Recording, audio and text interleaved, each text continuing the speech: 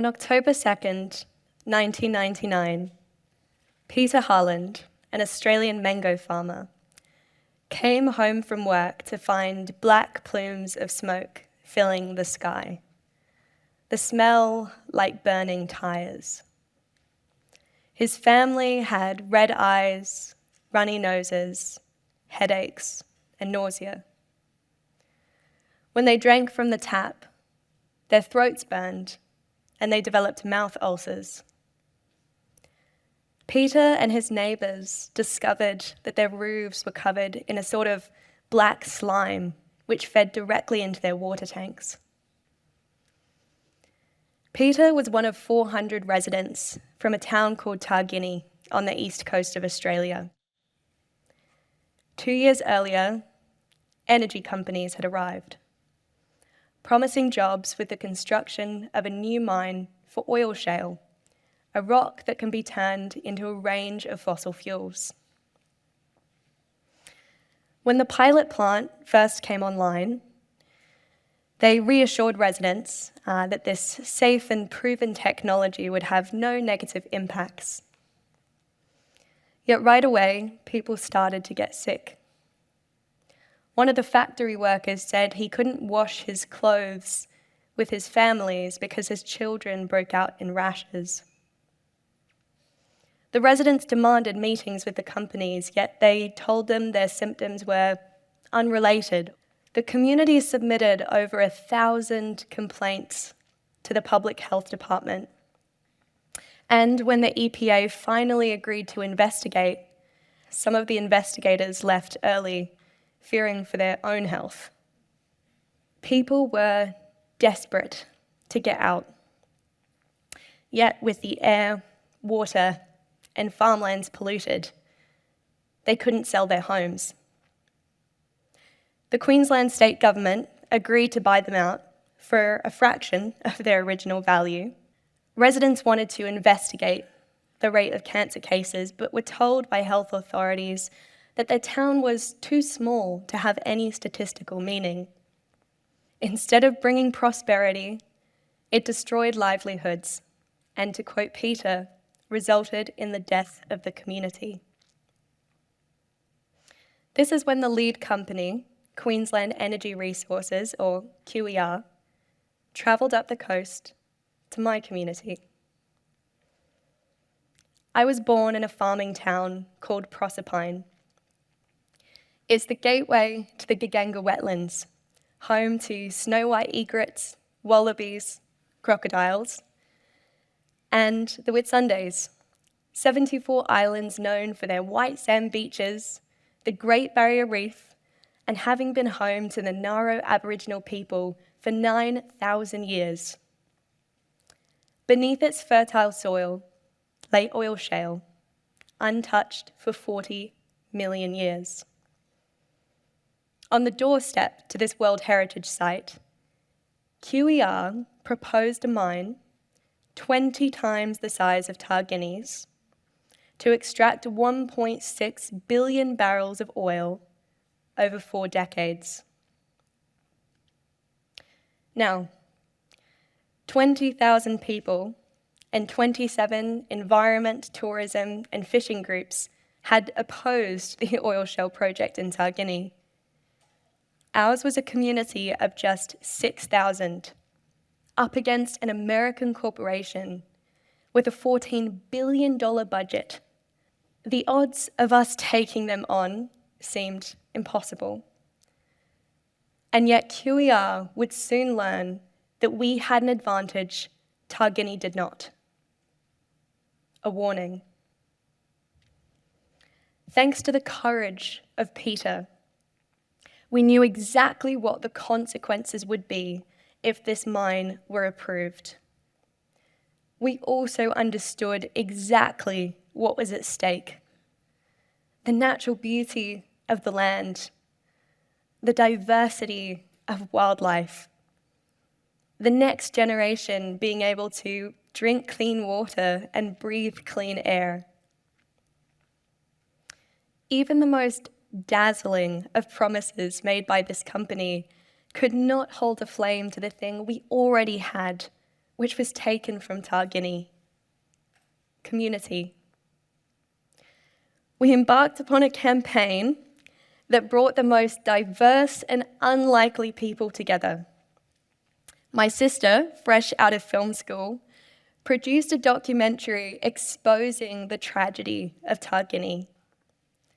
The local tax auditor put her investigative abilities to use by surfacing details of QER's operations.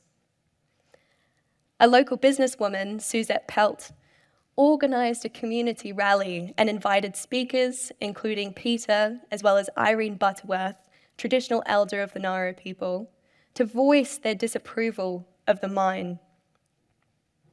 Even Miriam Margolyes, aka Professor Sprout from Harry Potter, showed up in support.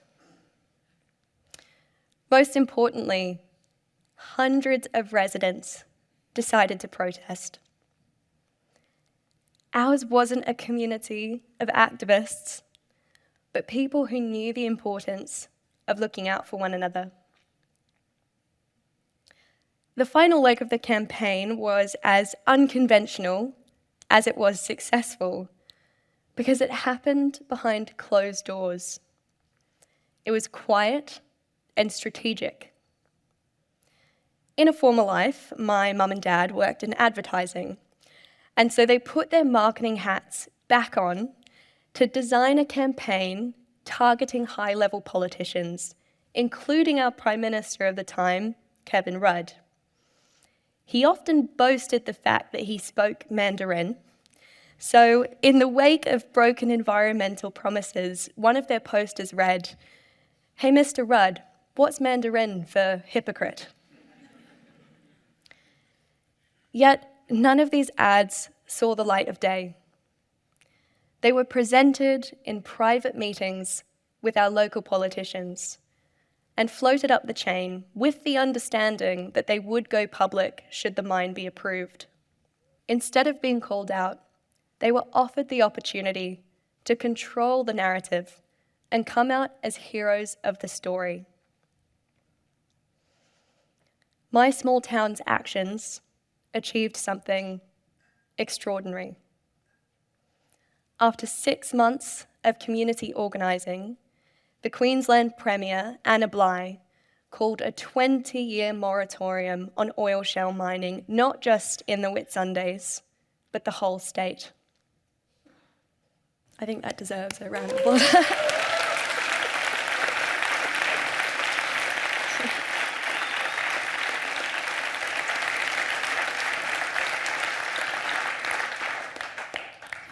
I can't take much credit. I was only 8 when this happened.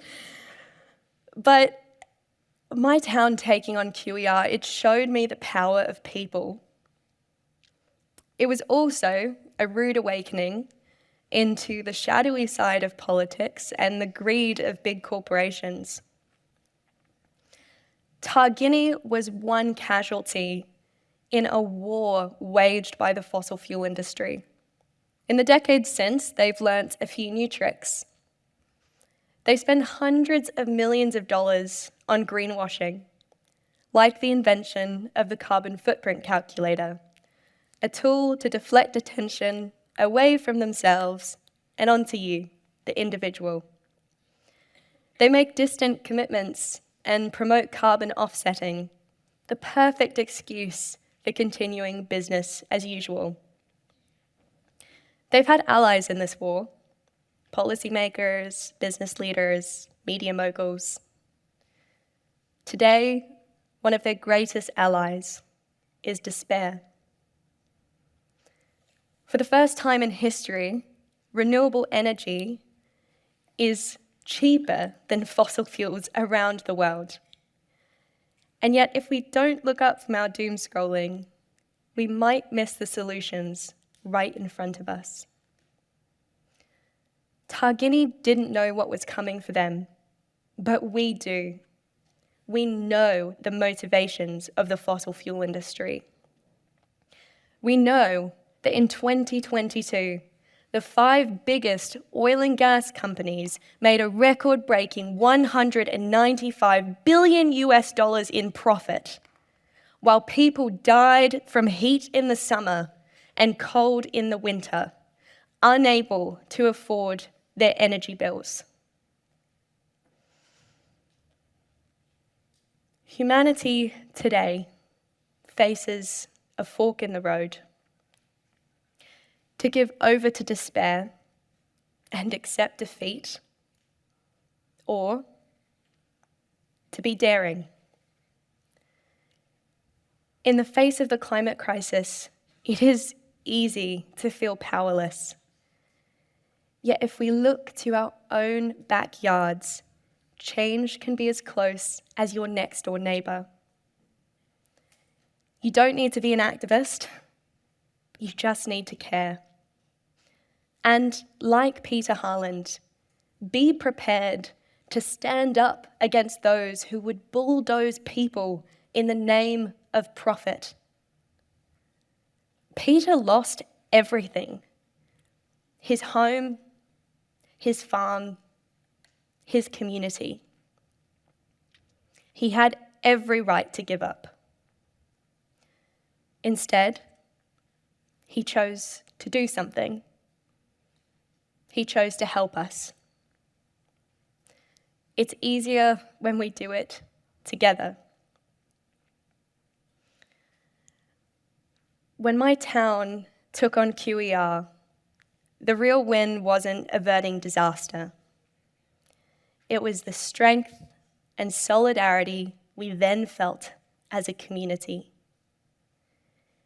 We can use adversity to forge bonds with the people around us. Because when we choose to fight for one another, we can't be defeated. Indeed, against those who would divide us, we have already won. Thank you.